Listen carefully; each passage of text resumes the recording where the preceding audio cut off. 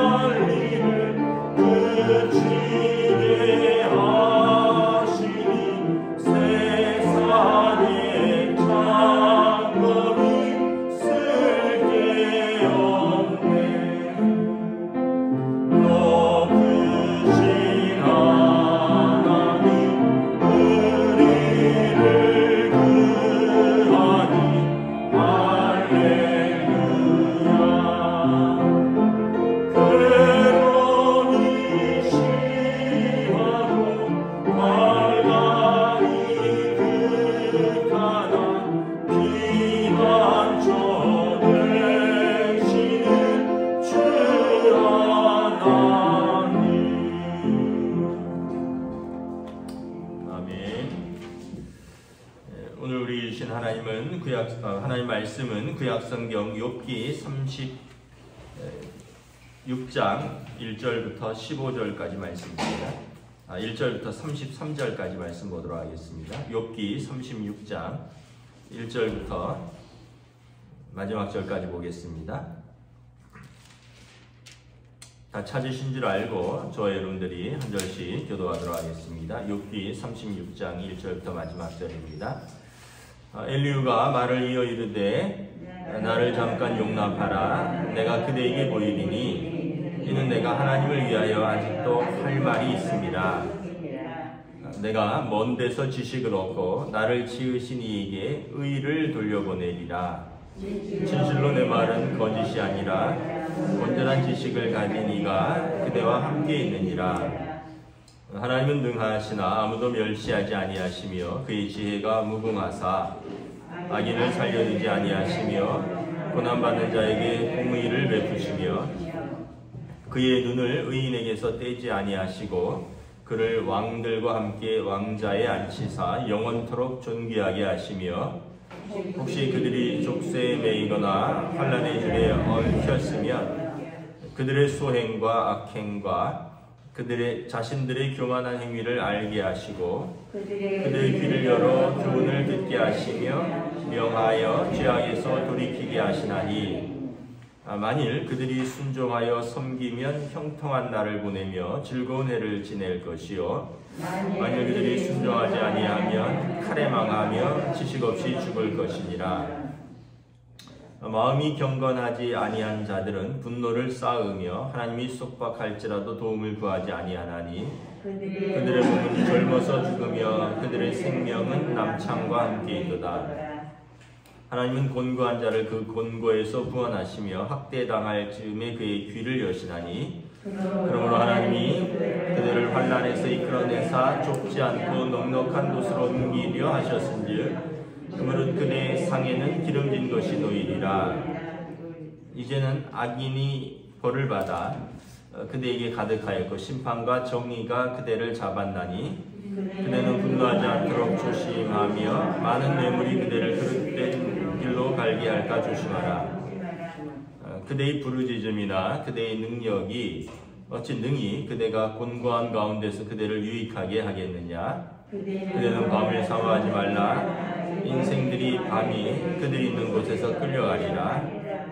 삼가 악으로 치우치지 말라. 그대가 환난보다 이것을 택하였느니라. 하나님은 그의 권능으로 높이 계시나니 누가 그들이 교훈을 베풀겠느냐. 누가 그를 위하여 그의 길을 정하였느냐. 누가 말하기를 주께서 불의를 행하셨나이다 할 수 있으랴. 그대는 하나님께서 하신 일을 기억하고 높이라. 잊지 말지니라. 인생이 그의 일을 찬송하였느니라. 그의 일을 모든 사람이 우러러 보나니 먼 데서도 보느니라. 하나님은 높으시니 우리가 그를 알 수 없고 그의 횟수를 헤아릴 수 없느니라. 그가 물방울을 가늘게 하시며 빗방울이 증발하여 안개가 되게 하시도다. 그것이 구름에서 내려 많은 사람에게 쏟아지느니라.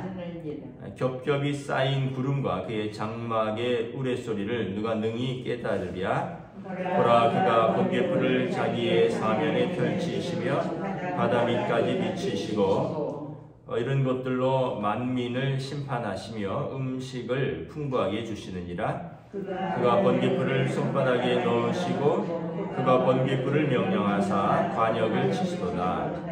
함께 읽습니다. 그의 우레가 다가오는 풍물을 알려주니 가축들도 그 다가옴을 아느니라. 아멘. 할렐루야. 오늘 또 새날이 밝았습니다. 주님 주시는 은혜와 평강이 가득하시기를 축복합니다. 오늘부터 또 기온이 많이 떨어지죠. 오늘부터 해서 내일은 뭐 더 춥다고 하고, 그러니까 몸을 또 따뜻하게 잘 보호하시고, 우리 몸이 온도가 조금만 올라가거나 조금만 떨어져도 우리 몸이 이렇게 컨디션이 완전히 바뀌더라고요. 날씨를 우리가 또 잘 파악하고 몸을 잘 보호하시기 바랍니다.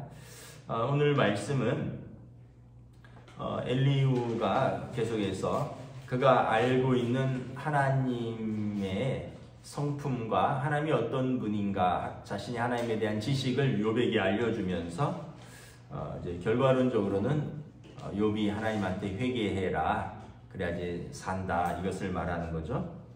3절에 보면, 그러니까 2절에 보면 욥에게 그대의 의가 아닙니다. 다시 3절에 보면 내가 먼 데서 지식을 얻고 나를 지으신 이에게 의를 돌려보내리라. 먼 데서, 그러니까 초월적인 하나님을 말하는 거죠. 우리와 완전히 질적으로 현격한 차이가 있는 도저히 다다를 수 없는 곳에 계신 그 하나님에 대한 지식을 자기가 좀 알고 있다라는 것입니다. 그리고 그분에게 의를 돌려보내겠다.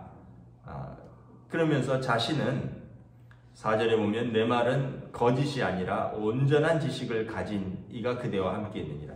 자기는 그 먼 곳에 있는 하나님에 대한 지식을 알고요. 그래서 내 말은 거짓이 아니고 온전한 지식을 가진 사람이다. 그래서 나의 말로 하나님께 영광 돌리고 하나님의 의를 드러낼 것이다 라고 자신을 소개합니다.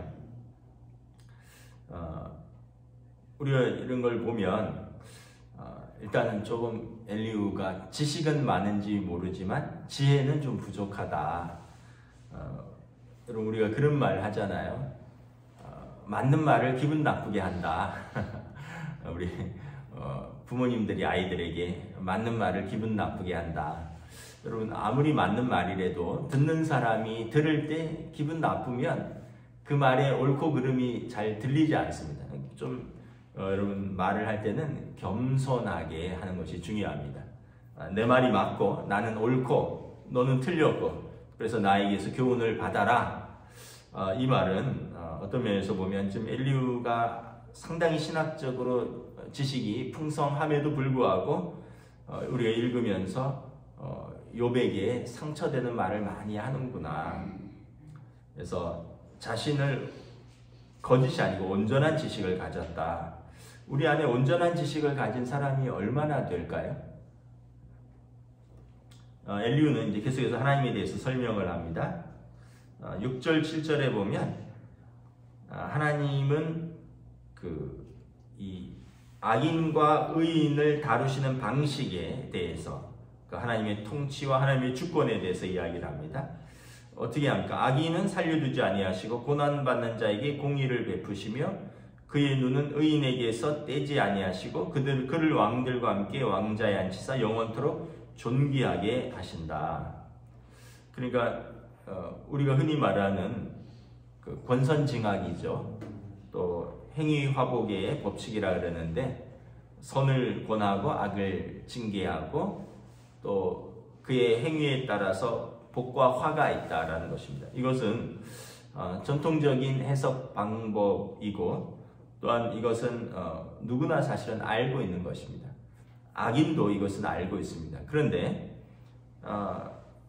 이 엘리후가 조금 간과하고 있는 것, 이것은 뭐냐 하면 의인이 당하는 고난에 대해서는 별로 설명하지 않아요. 그러니까 욥의 고난은 하나님에 대한 전통적인 그런 견해에 의하면 그는 악인으로서 받는 고난인 것입니다. 하나님은 의인을 보살피시고요, 의인을 환난 중에서 돌보시고 그 의인을 존귀하게 하시는 분이십니다. 맞는 말인데 그럼에도 불구하고 그 의인이 받는 고난이 있다라는 거죠. 예수님이 말씀하셨죠. 의를 위하여 핍박받는 자는 복이 있나니. 의를 위하여 핍박받는 자가 있다는 거죠. 그러니까 엘리후의 견해는 이 전통적인 견해이고 예수님의 팔복에서처럼 이 전통을 뛰어넘는 하나님의 뜻에 대해서는 잘 모르는 거예요. 예수님의 제자들이 예수님께 나와서 물었죠. 나면서부터 소경된 자가 누구의 죄 때문입니까? 부모의 죄입니까? 그의 죄입니까? 여러분 그렇게 따지면 우리 가운데 식구들 중에 장이 있으면 누구의 죄입니까? 이렇게 되는 거죠. 이거는 전통적인 견해입니다. 예수님의 제자들도 엘리후도 엘리후의 친구들도 가졌던 견해입니다. 근데 예수님은 뭐라 그러십니까? 누구의 죄도 아니다. 하나님이 그를 통해서 하실 일이 있다. 그러니까 예수님의 뜻, 하나님의 뜻은 우리의 전통을 뛰어넘는 하나님의 뜻이 있다는 거죠. 그러니까 엘리후는 일반적이고 전통적인 하나님에 대한 인식과 그런 견해만 있지 그것을 뛰어넘는 하나님의 뜻에 대해서는 잘 모르는 것이죠. 그래서 어떤 면에서 보면 엘리후의 말은 설명하지 못하는 것에 대해 고난, 또 의인이 받는 고난 이런 것에 대한 설명이 없고 또 그러다 보니까 탄식하는 사람에 대한 배려가 부족하다. 고통당하는 사람에 대한 공감이 부족하다. 그럼 우리가 이런 걸 조심해야 됩니다. 그래 저희는 말이야 저 하는 걸 보니까 그렇게 해서 그렇게 된 거야 이렇게 쉽게 판단을 합니다. 그런데 우리가 한 사람의 인생을 그렇게 쉽게 판단할 수 없습니다. 우리의 짧은 지식으로 자기 인생도 자기가 다 모르면서 뭘 남의 인생을 우리가 쉽게 판단을 합니까? 우리가 하나님 앞에서 사람 앞에서 늘 겸손하려고 노력해야 할 것입니다. 하나님께서 겸손한 자를 세우시고 교만은 패망의 선봉이라 말씀하셨습니다. 엘리후가 계속 이야기를 하는데 16절에 보면 욥이 회복되려면 환난에서 하나님께서 그를 이끄시려면 그가 해야 하는 것은 뭐냐 하면 하나님의 그 교훈을 받아들이고 회개해야 되는 것입니다. 이것도 맞는 말이죠. 사람이 회개하고 하나님의 교훈을 받아들이면 하나님께서 환난에서 이끌어내사 좁지 않고 넉넉한 곳으로 옮기고 그러면 그의 상에는 기름진 것이 놓이리라. 이 엘리후가 그러니까 욥에게 계속해서 회개를 촉구합니다. 18절 19절에 보면 그대는 분노하지 않도록 조심하며 또 19절에도 그대의 부르짖음이나 그대의 능력이 어찌 능히 그대가 곤고한 가운데서 그대를 유익하게 하겠느냐. 욥이 고난 속에서 하나님 앞에서 탄식하잖아요. 그러니까 이 욥이 지금 하나님 앞에서 분노한다고 생각을 하는 것입니다. 또 욥은 사람들에 대해서 분노한다고 생각하는 것이고 또 욥은 세상에 대해서 분노한다고 생각하는 것입니다. 엘리후가 볼 때 이 욥의 이 분노는 합당하지 않다는 거예요. 너가 죄인이고 죄의 결과로서 받는 고난인데 왜 하나님을 원망하고 세상에 대해서 분노하고 사람들에 대해서 분노하느냐. 근데 이거는 또 한편으로는 그 입장이 안 돼 봐서 그렇습니다. 욥의 입장이 안 돼 본 거죠. 여러분 어느 날 거부였는데 갑자기 망했습니다. 뭐 큰 화재가 나고 또 큰 사기를 당하고 또 가족이 갑자기 이런저런 사고로 자녀들이 죽었어요. 유일하게 남은 부인은 돈 없고 또 다 떨어지니까 물론 이제 자녀들도 죽고 욥의 아내도 큰 낙심 가운데서 그랬겠지만 당신 믿는 하나님 저주하고 죽으라 이러면서 욥을 떠나버렸어요. 그리고 욥은 지금 온몸에 이제 질병이 걸려서 고통 중에 있습니다. 그런 욥에게 대해서 분노하지 말고 회개하라. 그 말이 맞지만 욥에 대한 그 공감이라든가 욥의 입장은 전혀 생각하지 않는 거예요.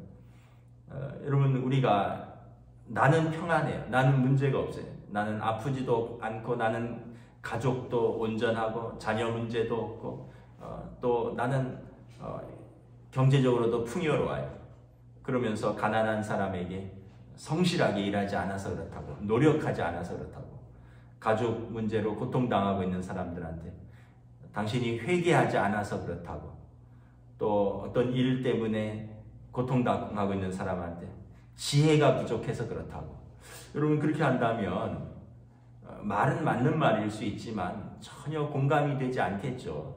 지금 욥의 고난에 대해서 아무런 엘리후는 자신은 그 아마 조금도 경험해 보지 못한 상태에서 욥에 대해서 이야기를 하는 겁니다. 너는 지금 하나님의 징계를 받고 있으니 쓸데없이 분노하지 말고 회개하라 라고 말을 하는 것입니다. 20절에 보면 그대는 밤을 사모하지 말라 인생들이 밤이 그들이 있는 곳으로 끌려가리라. 여기서 밤은 뭐냐면 욥이 나는 이제 좀 죽기를 원한다. 나는 좀 안식하기를 원한다. 하나님 나를 놓아달라. 이런 표현들을 했었죠. 그러니까 욥이 현실이 너무 고통스러우니까 죽음으로 이제 이 고통에서 놓여나기를 바라는 그런 말들입니다. 근데 엘리후는 욥에게 죄인의 죽음은 안식이 아니라 심판이니까 밤을 너무 사모하지 말라는 것입니다. 이 말도 맞죠. 여러분 우리가 죽으면 의인은 하나님 앞에서 인정받으나 죄인은 심판의 자리로 갈 것입니다. 근데 이제 욥은 너무 고통스러우니까 나는 그 밤을 사모한다 그랬는데 욥에게 그 밤은 너에게 심판의 밤이 될 것이니 너무 밤을 사모하지 말고 지금 회개하라 이렇게 이야기를 하는 것이죠. 제가 이제 가끔 느끼는 건데 참 사람은 신기해요. 그 생명이라는 것도 참 신기하고 또 그 밤에 죽은 듯이 잠을 자는 것도 신기하고 그리고 아침에 일어나면 또 뭐 좀 피곤하지만 막 또 활동하다 보면 또 언제 그랬나는 듯이 또 새로운 삶을 살고, 또 저녁이 되면 피곤하고 밤이 되면 또 코를 드르렁거리면서 자고, 그런 것을 매일 반복한다는 거죠. 그걸 보면 우리가 이제 이걸 생각할 수 있습니다. 어떻게 보면 매일 밤은 죽음을 연습하는 거다. 그리고 매일 아침은 부활을 연습하는 거다. 하나님 앞에서 살아가는 사람들이 안식에 들고 또 새롭게 하루를 시작하고, 죽음이 있지만 또 그 죽음으로 끝나는 것이 아니라 그리스도 안에서의 부활이 있고, 이걸 우리가 매일 연습하는 것이 아닌가. 그래서 이런 걸 보면 참 인간의 존재는 어떻게 설명할 수 없는 존재구나. 인간의 생명은 어떻게 설명할 수 없는 것이구나. 하나님이 우리에게 설명해 주시지 않으면 우리의 존재, 우리의 삶, 우리의 죽음, 우리의 부활, 아무것도 설명할 수 없는 존재구나.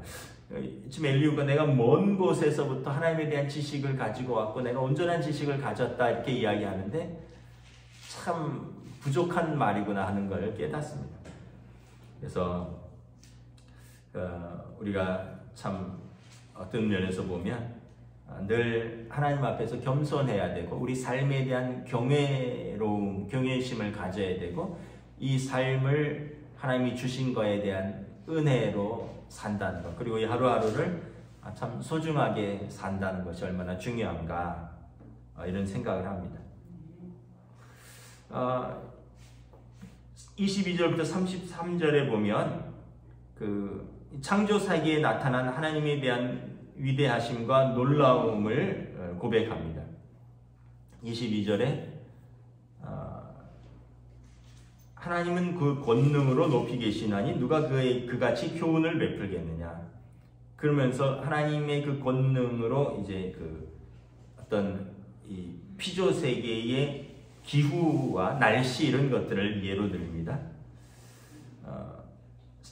26절에 보면 하나님은 높으시나니 우리가 그를 알 수 없고 그의 횟수를 헤아릴 수 없느니라. 우리 인생은 여러분 뭐 모세는 70여 강건하면 80이라 그랬고, 요즘은 뭐 100살 미만인 거죠. 의술이 발달했지만 뭐 평균 수명이 남자분들이 78세고 여자분들이 84세라 그러시더라고요. 그러고 보면 평균 수명이 넘으신 분들은 정말 축복된 삶을 살고 있는 것이고, 우리 인생이 많이 이제 어떻게 보면 횟수가 늘어났죠. 그럼에도 불구하고 우리가 하나님에 대하여 우리가 어찌 그 횟수를 짐작이나 하겠느냐라는 것입니다. 여러분, 우리뿐만 아니에요. 산도 그 산이고요, 바위도 그 바위고, 들도 그 들이고, 바다도 그 바다입니다. 옛날 그 산이 지금도 그대로 있는 겁니다. 어떤 면에서 보면 500~600년 전에 그 자리를 지켰던 나무는 여전히 그 자리에 지키고 있는 거죠. 그런 거에 비하면 우리 인생은 다른 피조물에 비해서는 좀 오래 살 수도 있는 것 같지만 어떤 면에서 보면 굉장히 미약한 존재이죠. 뭐 우주의 나이가 뭐 몇십억 년이다 뭐 이러는 거에 비하면 우리가 감히 우리가 어떻게 하나님의 그 깊이를, 횟수를 짐작할 수 없는 것이죠. 27절에 보면 고대인들은 비가 오고 번개가 치고 우레가 나고 이런 것들을 하나님의 그 어떤, 왜냐하면 인간이 이해할 수 없는 것이고 인간이 설명할 수 없는 것이기 때문에 지금은 좀 설명이 가능하죠. 이제 수증기가 올라가서 맺혀 있다가 이제 뭐 어떤 조건이 형성되면 비가 내리는데 날씨가 추워지면 그 온도 이하에서는 눈으로 내리는 것이고, 뭐 바람은 기압이 높은 데서 낮은 곳으로 불고, 또 찬 공기가 이동하고 뭐 더운 공기가 뭐 이런 것들을 지금은 어느 정도 과학적으로 설명하는데, 고대인들은 그런 것들을 보면서 창조주 하나님에 대해서 받아들였습니다. 이걸 일반 계시라고 하는데, 자연 계시라고 하는데, 물방울을 가늘게 하시며 빗방울이 증발하여 안개가 되게 하시도다. 이걸 아는 것만 해도 대단하죠. 비가 내리는데 비가 증발해서 안개가 된다는 거죠. 제가 어떤 기사에서 봤는데 전 세계에 매일 뭐 5조 톤의 비가 온다 그러더라고요. 5조 톤인가? 뭐 정확한지는 모르겠습니다만 전 세계에 매일 바다의 물이 매일 5조 톤 이상 쌓이는 거예요. 근데 이제 그만큼 또 증발해서 올라가겠죠. 그것이 구름에서 내려 많은 사람에게 쏟아집니다. 이게 증발해서 안개가 돼서 구름 사이에 있다가 이것이 비로 쏟아지고 또 겹겹이 쌓인 구름 속에서 우레소리가 나고 번갯불이 사면에 번쩍번쩍하고 우레가 꽝꽝하고 이런 것들을 보면서 하나님이 살아계시구나. 하나님이 만물을 다스리시고 심판하게 하시고 때로는 하나님께서 그것으로 음식을 풍성하게 하는 거다. 여러분 비와 해와 비로 땅에 곡물들이 자라나는 것이죠. 그래서 그 번갯불을 하나님의 손바닥 안에 있다라는 거죠. 그의 우레가 다가오는 풍요를 알려준다라는 거죠. 그래서 가축들도 그 다가옴을 안다라는 거죠. 그래서 모든 피조물이 하나님이 살아계시다는 걸 안다라는 것입니다. 그 하나님에게서 교훈을 받으라는 것입니다. 그 하나님 앞에서 이제 죄인인 너는 회개하고 하나님의 은혜를 입으라 이 얘기를 하는 것입니다. 여러분 하나님은 은혜롭고 자비로우신 하나님이라고 성경은 말씀합니다. 악인과 의인에게 동일하게 해와 비를 내려주시는 하나님이시다. 악인이라고 비 안 주시고 의인이라고 더 주시고 이런 분이 아니시다. 하나님은 은혜롭고 자비로우시며 노하기를 더디하시며 이 땅을 심판하려 하심이 아니라 한 사람이라도 구원하려 하시고자 하는 것이 하나님의 뜻이고 하나님의 자비이고 사랑이다 말씀을 하는 것입니다. 말씀을 마치도록 하겠습니다.